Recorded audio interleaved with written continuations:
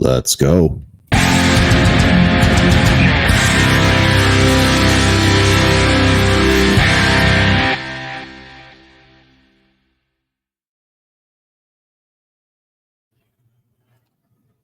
Good morning, good afternoon, and good evening, wherever you are. It's good to be back with you. I hope you are doing well. You can listen to and watch me on Rumble and YouTube, and you can follow me on X, the platform formerly known as Twitter. Please like, share, and subscribe because it does feed the AI algorithm. And lastly, please post your comments and questions below. It'd be wonderful to hear from you. It's great to be back with you for this new episode. And let's jump right into it. This article coming to you from The Independent. Our title of the article is Human Extinction. OpenAI workers raise alarm about the risks of artificial intelligence. Subtitle: AI experts argued developers in field need strong worker protections to be able to warn public about nature of new technologies. So obviously, if you've been listening to my show, I'm an advocate of AI. I'm also an advocate of less regulation for AI. I am not a doomer, so to speak. And honestly, says here, Musk on artificial intelligence, probably none of us will have a job. Okay. That's wonderful. Oh, this is, see if I can get that out of the way. Apparently it's not, okay, there, let me do it. All right, so the article begins. A group of current and former employees at top Silicon Valley firms developing artificial intelligence warned in an open letter that without additional safeguards, AI could pose a threat of human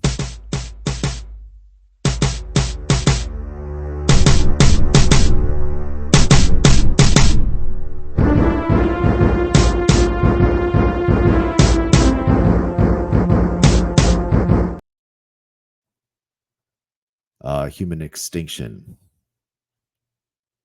All right, so no, this looks like hallucinating to me. This looks like so dumb. This looks like human extinction. No, it doesn't look like human extinction to me. It looks like hallucinating. I don't. Is this kind of like? So there are people who believe in. There are people who believe in different things.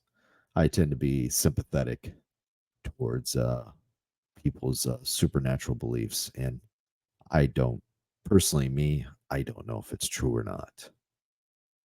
I don't think my position on it is important either way, but I definitely know, like, if I listen to Coast AM, and I've listened to that show in the past, and I like that show, I know these people are not going to pass public policy to decrease the flourishing of citizens.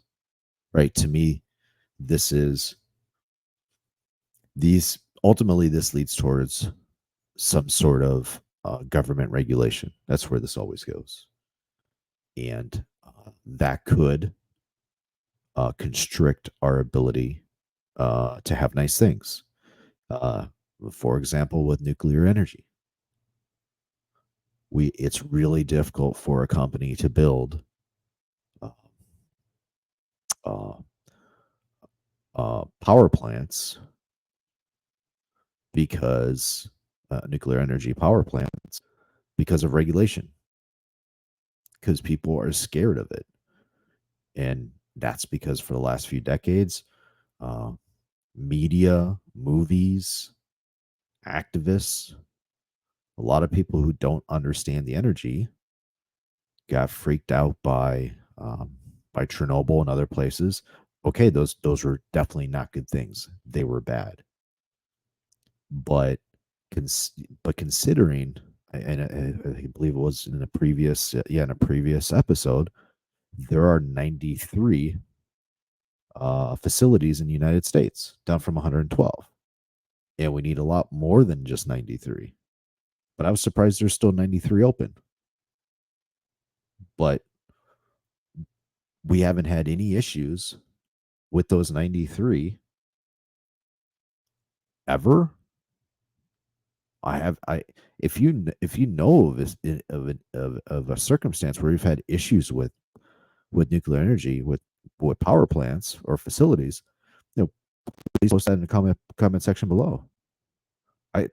I, now that I'm thinking about it, I don't think we've ever had an issue. Maybe one or two.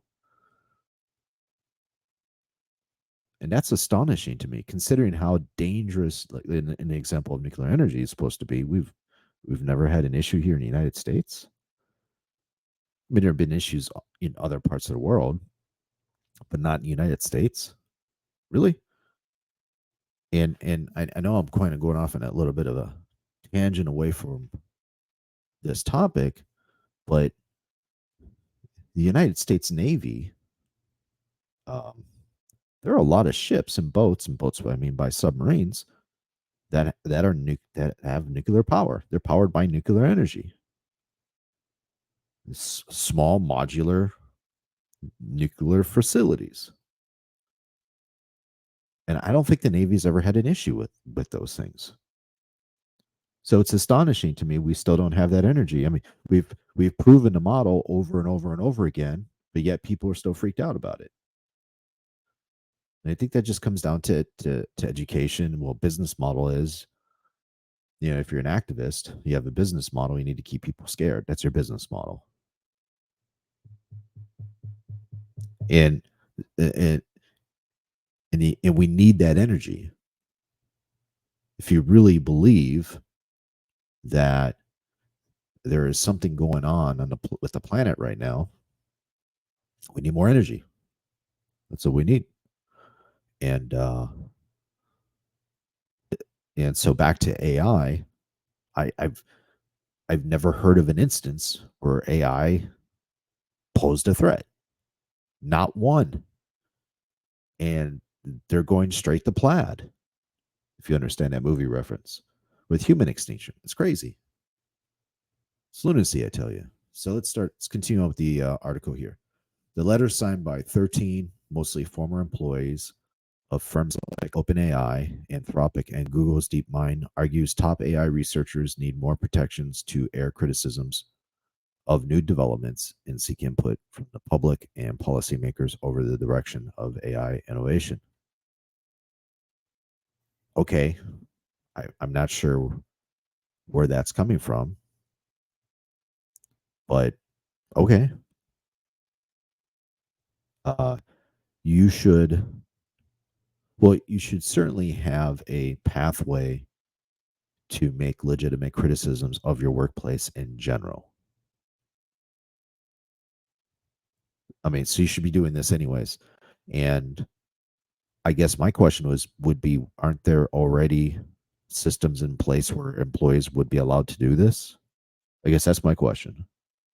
So why not just use those? Why have special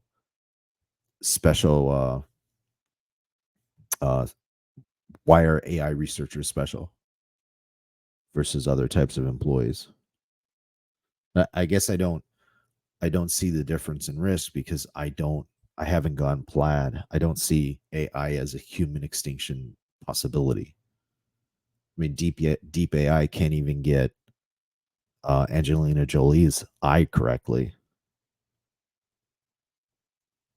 So, anyway, let's move on here. Quote here in an article: "We believe in the potential of AI technology to deliver unprecedented benefits to humanity." Yeah, I agree. I've talked about that, of course. This is a technological revolution, technological iteration, whatever you want to call it. First there was the agricultural revolution, then there was the industrial revolution, right? And then the computer revolution, the information revolution, and now we're heading into the artificial intelligence revolution, or AI revolution. And yeah, there's probably going to be something that's going to come after that, soon after that, the way we're going. Further quote here from the letter: "We also understand the serious risks posed by these technologies." What risks? What risks? Okay, so here they're going to list out the risks. These risks range from the further entrenchment of existing inequalities. What?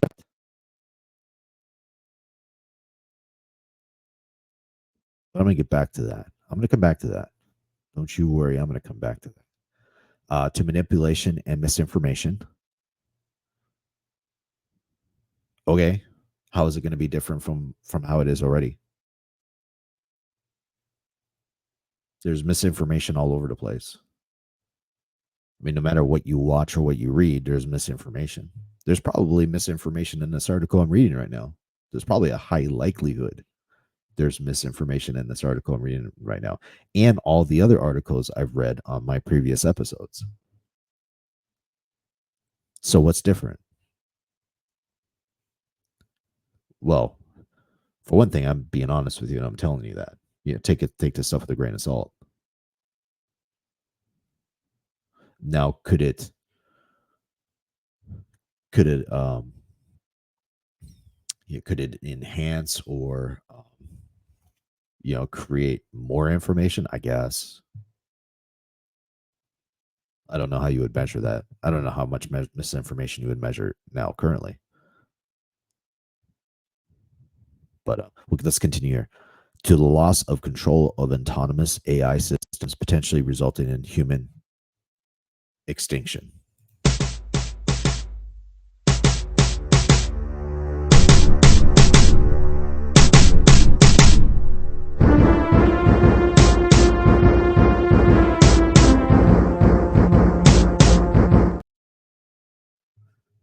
Yeah, I don't think I'm going to be able to post this on YouTube. Probably going to get hit with a copyright for that one. But I believe Rumble will still let me post this, which would be cool. Because I'm not getting rid of that because I'm going to need that. I like it. All right. No. I know a little bit about autonomous systems and control systems and stuff like that. I know a little bit about that. And you should take that as, when I say a little, like a lot. One thing I think about with AI is, how does it get past the Dilbert principle? Because all companies end up becoming Dilbert companies. Once you're in it, once you see it, and once you know what you're looking for, it just never. Yeah, it's like every company it becomes a Dilbert company.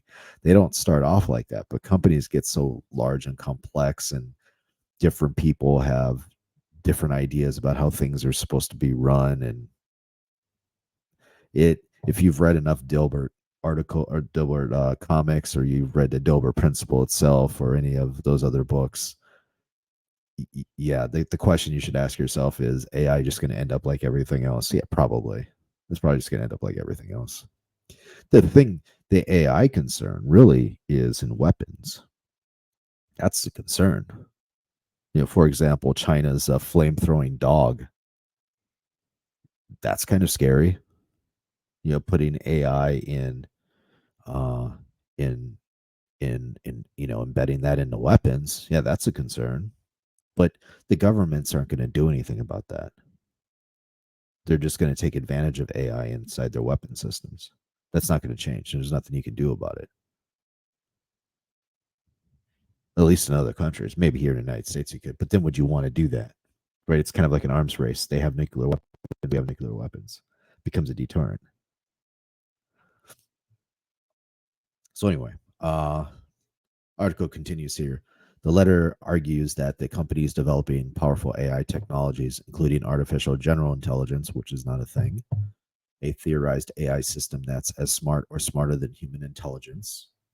I've talked about that before. have strong financial incentives to avoid effective oversight, but yet they're asking to be regulated. But yet they are being asked to be regulated. I have done previous videos on this. So they're saying they have strong incentives to avoid effective oversight, but yet they have gone directly to government and asked for oversight. So what's going on with that statement? Are they even paying attention to their own company, or is there something else going on here? I think there's something else going on here. I think what it probably is, it's a um, well, one thing is, were these people formerly any of these people formerly a part of OpenAI, and were they the ones who were involved in booting Sam Altman out? Because I think this is just a play for power. And my personal belief is nothing's actually going on in these companies. They're just raising a lot of money. There's actually, besides what you get with from like ChatGPT um, and other AI systems,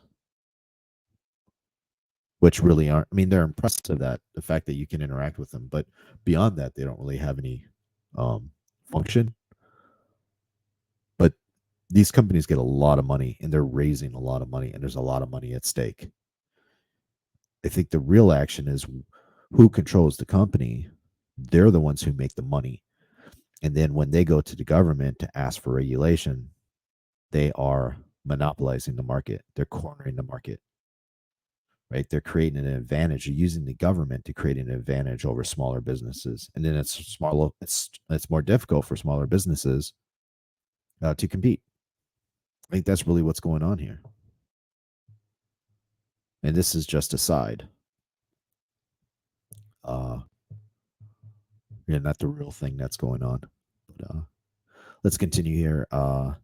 Nel Nanda of DeepMind is the only AI researcher currently affiliated with one of the companies who signed the letter. Copmanies.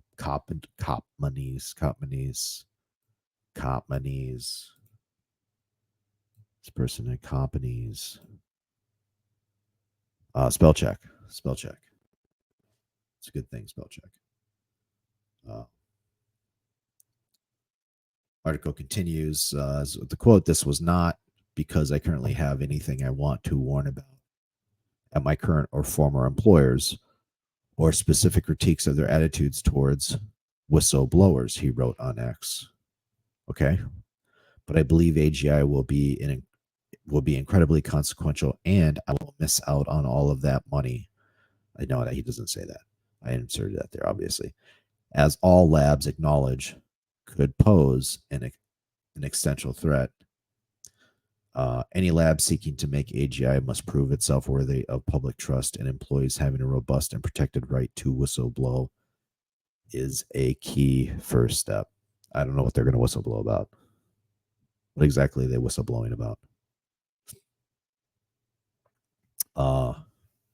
Article continues here. The message calls for companies to refrain from punishing or silencing current or former employees who speak out about the risks of AI. Okay, but aren't those systems already in place? Isn't there a place for them to already go and be a whistleblower? I'm pretty sure that's the case. I'm pretty confident in that. Article continues here. A likely reference to a scandal this month at OpenAI, where departing employees were told to choose between losing vested equity and or signing a non-disparagement agreement about the company that never expired.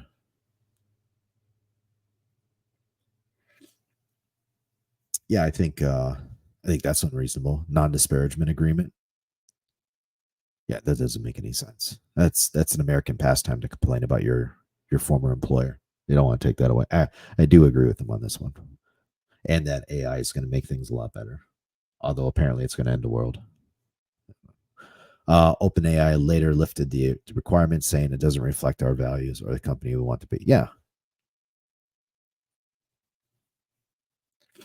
because you're just being a bunch of authoritarians, a bunch of fascists. That's why. Commies, whatever you want to call them. Same thing. Article continues here with the quote: "We're proud of our track record providing the most capable and safest AI systems." Okay, that's that is true, or maybe that's true, or maybe it's not true. It's an opinion. And believe in our scientific approach to addressing risk. Is there a scientific approach to risk management? Interesting language. An OpenAI spokesperson told The Independent. Quote here: "We agree that rigorous debate is crucial given the significance of this technology and will continue to engage with governments, civil society, and other communities around the world." Oh, I bet you're going to engage with governments. So that's interesting. That's interesting language that they use there. Uh, let's see. We'll continue here. The company added that it takes a number of steps to ensure its employees are heard and its products are developed responsibly, including an anonymous hotline for workers and a safety and security committee scrutinizing the company's developments. OpenAI also pointed to its support for increased AI regulation. You see, there you go. AI regulation. That doesn't match what they said about the quote: "AI regulation and voluntary commitments around AI safety." All right, I'm going to have to do this real quick. I apologize. AI regulations. I'm just going to scroll back up here for a second. Just for a quick second. Where's that at again?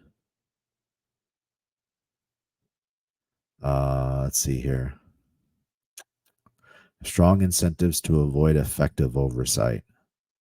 That's their quote. Have strong financial incentives to avoid effective oversight. But let's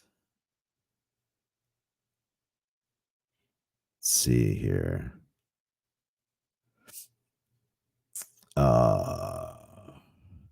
OpenAI also pointed to its support for increased AI regulation. Right. That's what I believe because that's what OpenAI has said. So those are two different things, or contrary things. At least the way I read it. All right. So let's continue here. The open letter follows a season of controversies for top AI firms, especially OpenAI. That might be more internally induced controversy and the way the media handles it. So it may not necessarily be real. But at the same time, as they introduced AI assistants and aids with powerful new capabilities like the ability to have live voice to voice conversations with humans and react to visual information like a video feed or written math problem. All right. I mean, that's not going to take over the world. It's not even the same ballpark. Actress Scarlett Johansson, who once voiced an AI assistant in the film Her, accused OpenAI of using her voice as a model for one of its products, despite her explicit rejection of such an alleged proposal. Well, did they try to pay her? That would be my question. If they're going to use her voice, at least offer to pay her for it. Is that there? Did they do that? I don't know. I'm just asking a question. Though OpenAI CEO tweeted the word "her" on the launch of the voice assistant, the company has since denied using Johansson's voice as a model. Article continues here. Also in May, OpenAI disbanded a team it formed specifically to research long-term risks of AI. Less than a year after it was formed, there could be a number of reasons why they did that. Numerous top researchers at the firm have left in recent months, including co-founder Ilya Sutskever. Sutskever? Sutskever? Is that how you pronounce it? And that's it. Oh, there's one more thing here. All right. So the article ends here. It's the latest shakeup since the company suffered a high-profile board battle last year, in which Altman was temporarily removed and then reinstated less than a week later. Yeah, I listened to some of the Lex Friedman podcasts. Why listen to the Lex Friedman podcast with the interview with Sam Altman? Got about halfway through it. It was just kind of the same thing over and over again. Really he wasn't using any terms that I would recognize as in building stuff. More managerial. Let's see what this comment says here.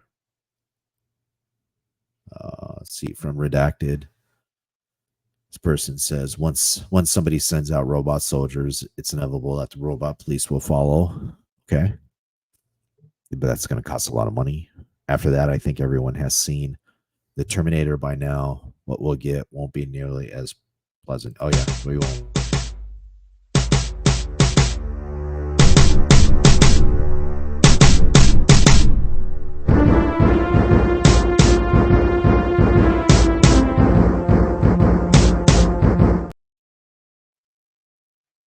That's the last time I'll do that in this video. That's fun though. Should probably work on timing as well. But here we go. I'm going to end this with my 3 questions and thoughts. First question: how will risk by AI further entrench existing inequalities? That's what I would like to know. That word inequality is thrown around a lot, but nobody ever elaborates on it, at least not from what I'm hearing. There's no elaboration about how that's going to happen. Nobody's painting a picture for me from start to finish. So far, and I've said this before, so far every technological revolution or iteration has led to a reduction in inequality. Especially the most recent have had the biggest positive impact. Right. So in 1820, poverty rate was at 90% worldwide. Today it's at 10%. So the biggest, there could be multiple variables for that, but one of the biggest is technology. Right. Entrepreneurs, especially here in the United States, entrepreneurs are provided the freedom, although they do face a lot of red tape and government regulation to start businesses, depending on what the business model is. Yeah, they get the opportunity to be able to build a better product and service, or find a new problem to solve, and that makes our lives better. Clearly, the second question: do the letter signers understand the difference between things and their level of risk? So let me explain here with some additional questions. Does inequality have the same risk as misinformation? Does inequality have the same risk as autonomous AI systems? Right? They just kind of threw those, these things have a risk. Okay, well, what is that risk? What's the percentage of the risk? Compared to what? People are just using terms. It's kind of like keywords, buzzwords.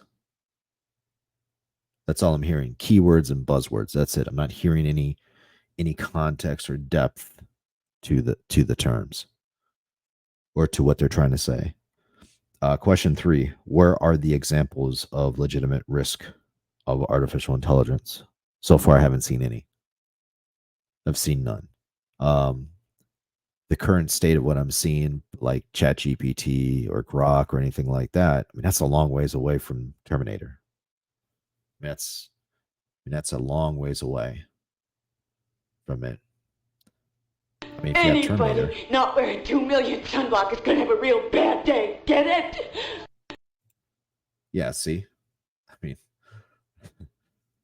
I kind of set myself up there, but came in late with that one. But